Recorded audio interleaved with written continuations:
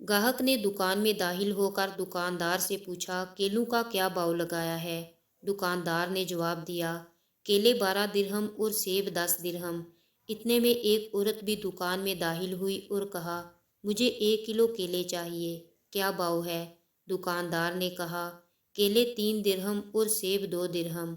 औरत ने अल्हम्दुलिल्लाह पढ़ा। दुकान में पहले से मौजूद ग्राहक ने खा जाने वाली गजबनाक नज़रों से दुकानदार को देखा। इससे पहले कि कुछ कहता, दुकानदार ने ग्राहक को आंख मारते हुए थोड़ा इंतज़ार करने को कहा।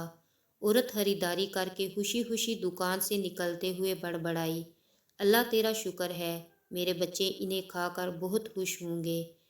औरत के जाने के बाद दुकानदार ने पहले से मौजूद ग्राहक की तरफ मुतवज्जो होते हुए कहा, अल्लाह गवाह है, मैंने तुझे कोई धोखा देने की कोशिश नहीं की। ये 4 यतीम बच्चों की माँ है, किसी से भी किसी किस्म की मदद लेने को तैयार नहीं है। मैंने कई बार कोशिश की है और हर बार नाकामी हुई है। अब मुझे यही तरीका सूझा है कि जब भी आए तो उसे कम से कम दाम लगाकर चीज़ दे दूं। मैं चाहता हूँ कि इसका भरम कायम रहे और उसे लगे कि वो किसी की मुहताज नहीं है। मैं तिजारत अल्लाह के साथ करता हूँ और उसी की रज़ा और खुशनुदी का तालिब हूँ। दुकानदार कहने लगा, ये औरत हफ्ते में एक बार आती है।